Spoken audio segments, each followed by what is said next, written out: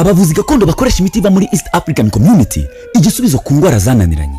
Bonana n'abaganga b'imiti kabariwe ikomeye kandi bakaba ari n'abahanga mu kuvurisha iyo miti. Agutega amatwi aguha inama ku ndwara zananiwe n'imiti ya kizungu. Iyo miti bayirazwe na basekuru iremewe ndetse yujuje ubuziranenge. Muganga Aida kuva muri Tanzania niwe wagufasha ku ndwara ufite yananiranye ahantu hose. Muganga Aida agufasha mu ndwara zikurikira. Dr. Aida barakuroze, ufite ibibyimba mu nda, barakwibye, ucuruza uhomba, urwaye asthma, mufitanye amakimbirane mu muryango, ntubyara, ushaka kongera ubugabo, nta bushake ugira mu gihe cyo gutera akabariro, n'izindi ndwara nk'umutima, umutwe udakira, kuva cyane ntukame ku bagore, gute, sinezite, igicuri, imitsi, imitezi, urushwima, kutajya mu mihango kw'abakobwa, n'izindi nyinshi tutavuze hejuru.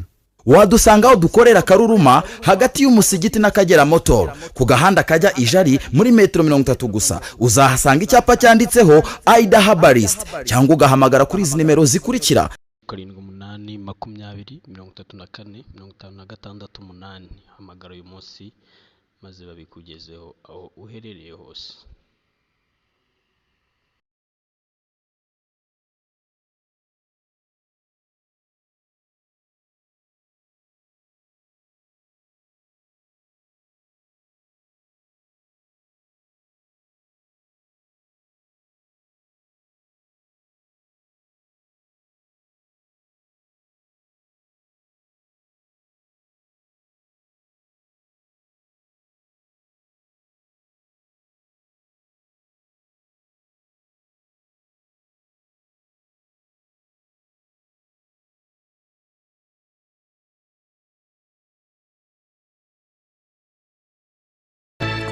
Yeah, studio zateguye zo ni nyinshi. Kanone dutangire rimwe twicire. Nimvya numvishije cyane ntazaba beshya mwoka byana. 15 people died in that chair including 3 women. Abantu basaga 315, 315 people bapfiriye muri iyo harimo n'abagore batatu.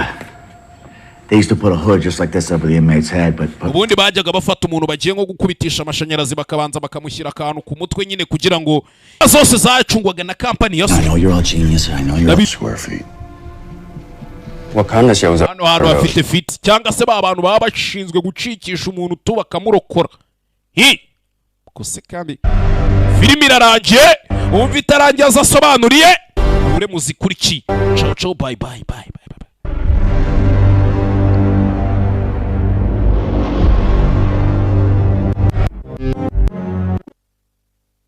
When I wake up in the morning, I look myself at the mirror, I say, I'm handsome, I am blessed. Victor is highly favored. He's cute enough. He's just blessed. So when I come outside, I don't care if you're going to tell me I'm smart. I already know I'm smart. I'm smart. I don't need anybody's opinion. Me, I'm blessed. Wow. And it's truth. It's the facts that rely on the Bible. I don't need anyone's opinion. I don't need anyone's opinion. So title does not matter. What matters is in me. It's not about views. It's not about likes. It's not about followers. Because when I go to heaven, God will not ask me how many Instagram followers you had.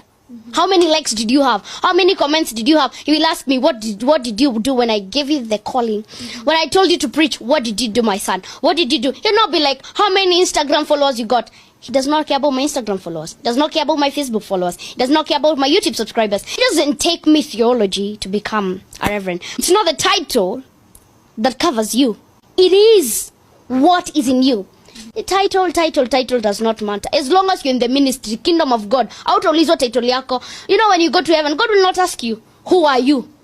He does not ask you who you are. He asks you, what did you do?